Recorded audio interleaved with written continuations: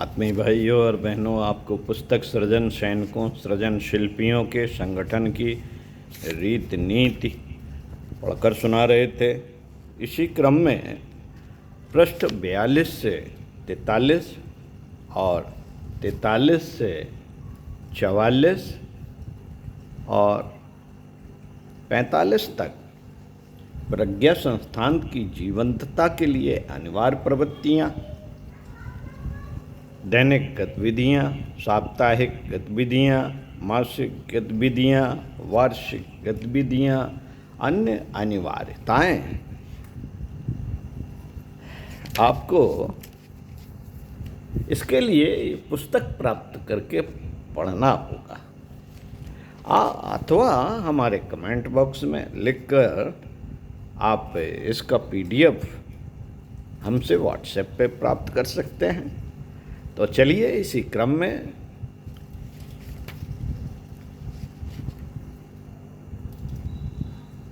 संगठित तंत्र के प्रमाणिक अंग आपको पढ़कर सुनाए पिछले वीडियो में।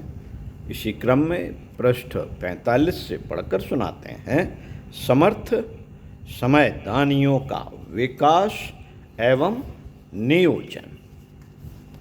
मित्रों, परिजनों से अपील की गई है कि समय की मांग पूरी करने के लिए अपने अपने क्षेत्र में समयदानी प्रतिभाओं को खोजने, गढ़ने, विकसित करने का महत्व समझें, क्रम अपनाएं। ऋषि तंत्र के संरक्षण मार्गदर्शन में जिस संगठन ने दर्जनों अश्वमेध सफलतापूर्वक संपन्न किए, महाकुंभ स्तर का आयोजन चमत्कारी ढंग से संपन्न कर दिखाया, वह संगठन क्षेत्रीय मांगों की पूर्ति के लिए व्यक्तियों और संस्थानों के अभाव की बात करे तो शोभा नहीं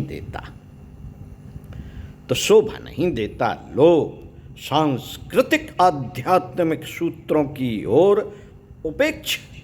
उपेक्षा बरतते थे, लेकिन युग ऋषि के जीवन सूत्रों की ओर उनका ध्यान आकर्षित करने का सत्संकल्प युक्त प्रयास किया गया तो अविश्वसनीय ढंग से जन रुचि उभरी। जन रुचि के आधार पर उनके समाधान के लिए उपयुक्त मार्गदर्शकों, सहायकों की आपूर्ति के लिए संकल्प युक्त प्रयास किए जाएं तो उसके भी ऐसे ही श्रेष्ठ परिणाम अवश्य प्रकट होंगे। अस्तु, मंडलों की समन्वय समितियां नगर, जिला या शक्तिपीठ स्तर पर सुगठित संयुक्त समन्वय समितियों से यह अपेक्षा की जाती है कि वे यह जिम्मेदारी संभालें। समयदानियों की सुव्यवस्था बनाने के लिए उनके सक्षम सहयोगियों का प्रमाणिक तंत्र बनाएं।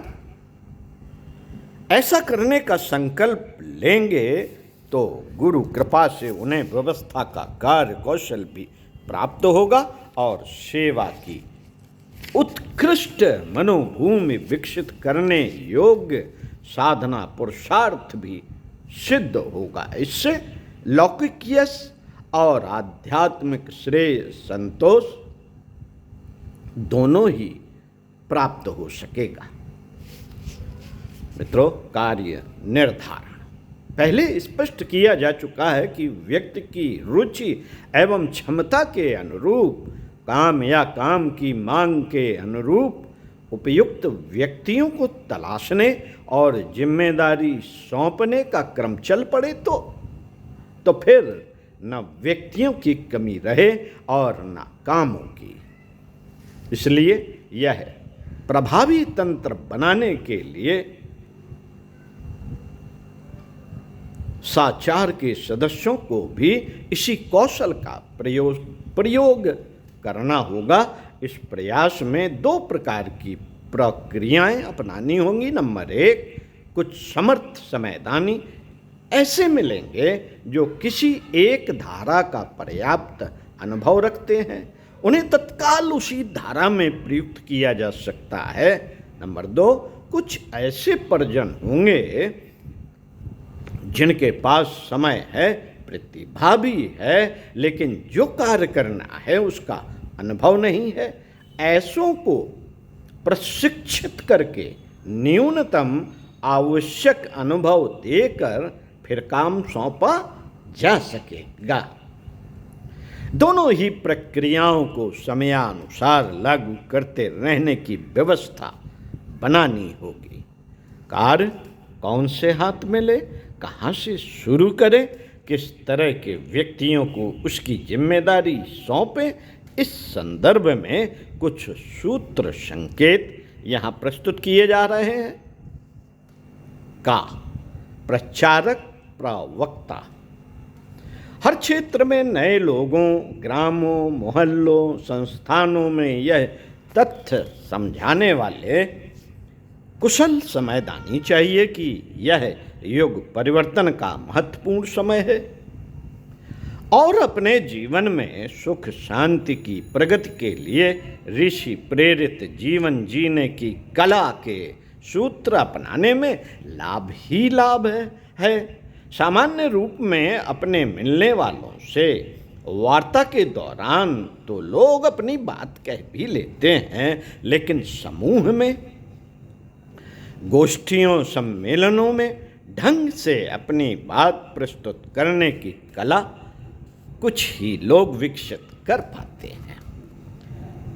मित्रों, जिनमें समझने और समझाने की स्वाभाविक क्षमता हो, उन्हें इस श्रेणी के समर्थ समयदानियों में रखा जा सकता है।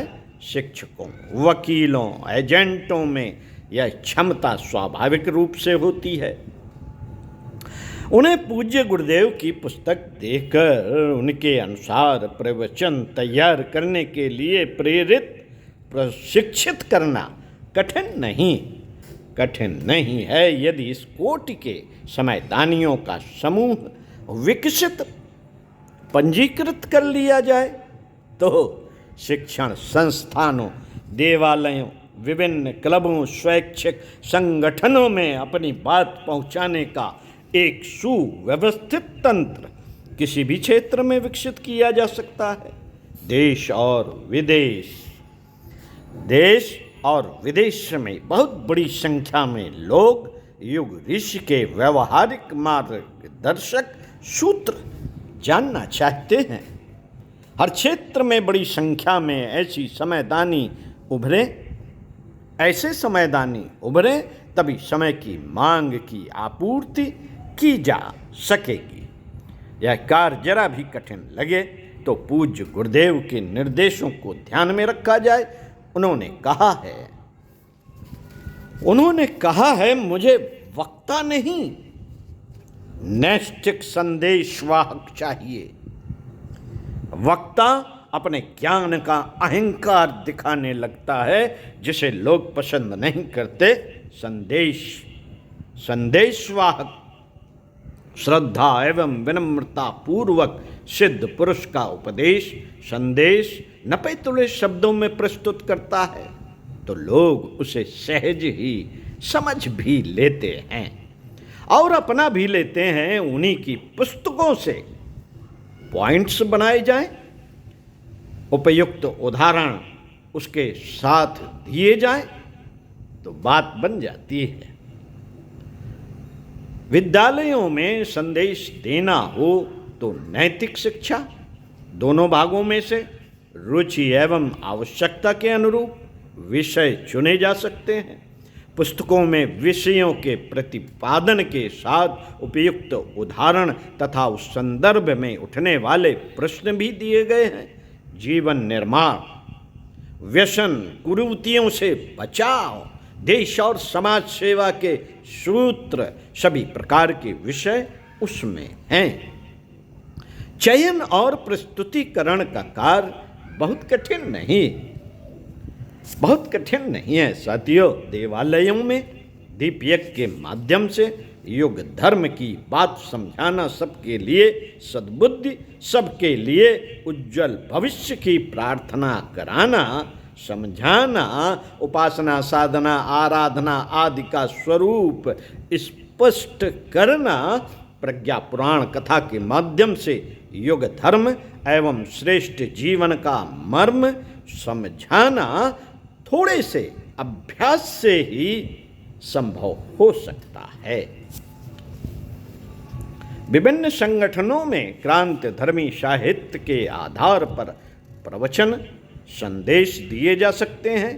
युग की मांग, प्रतिभा, परिष्कार, मना स्थित बदले तो परिस्थिति बदले, परिवर्तन के महान क्षण, जीवन देवता की साधना, आराधना जैसे विषयों को पुस्तकों के आधार पर कोई भी कुशल वक्ता थोड़ी सी तैयारी से ही प्रस्तुत कर सकता है। इस प्रकार क्षेत्र में प्रचारक, प्रवक्ता स्तर के समयदानियों की आपूर्ति थोड़े प्रयास से ही की जा सकती है। प्रशिक्षण के लिए शांतकुंज का भी सहयोग किसी सीमा तक लिया जा सकता है। प्रचारकों, प्रवक्ताओं की आपूर्ति का कार्य इस क्रम में सबसे सुगम है। आगे के कार्य कुछ और अधिक गंभीर प्रयासों से पूरे हो सकेंगे। काके बाद खा, प्रेरक पुरोहित। साथियों, प्रचारकों, प्रवक्ताओं से अथवा साहित्य या सम्मेलनों से प्रभावित होकर लोग आध्यात्मिक जीवन सूत्रों को अपनाने के लिए उत्साहित हो जाते हैं। उनमें से कई दीक्षा या देव स्थापना भी करा लेते हैं। कुछ चुपचाप उपासना या स्वाध्याय से जुड़ जाते हैं। ऐसे लोगों को प्रेरणा, प्रोत्साहन तथा मार्गदर्शन की जरूरत बार बार पड़ती है। कभी उनका अपना मन कमजोर पड़ जाता है, तो कभी कोई बहकाने लगता है, कभी परिस्थितियां दबाव डालती हैं, कभी उसके मन में जिज्ञासाएं उठती हैं, असमंजस उभरते हैं, जिनका समाधान समय पर ना होने से मन कुंठित होता है। इन आवश्यकताओं की पूर्ति के लिए भी समर्थ समयदानी परिजनों में पर्याप्त संख्या में साधक मनोभूमि के व्यवहार कुशल व्यक्ति चाहिए। इनमें साधकों, सृजन सैनिकों की जिज्ञासाओं का समाधान करने की क्षमता के साथ उन्हें स्नेह, आत्मीयता देने की भी सामर्थ्य होनी चाहिए। यदि ऐसे व्यक्तियों की आपूर्ति न की जा सकी तो प्रचारकों, प्रवक्ताओं का प्रयास थोड़े ही समय में अपना प्रभाव खोता रहेगा। युग ऋषि की कृपा से अपने परिजनों में ऐसे व्यक्ति भी पर्याप्त संख्या में पाए और उभारे जा सकते हैं। गा, प्रशिक्षक संगठक। साथियों, उक्त वर्ग के साथ इस वर्ग के समर्थ समयदानी भी हर क्षेत्र में चाहिए। गायत्री परिवार की संगठित इकाइयों विकसित करने और उन्हें मजबूत बनाने के लिए ऐसे ही समयदानी काम आएंगे।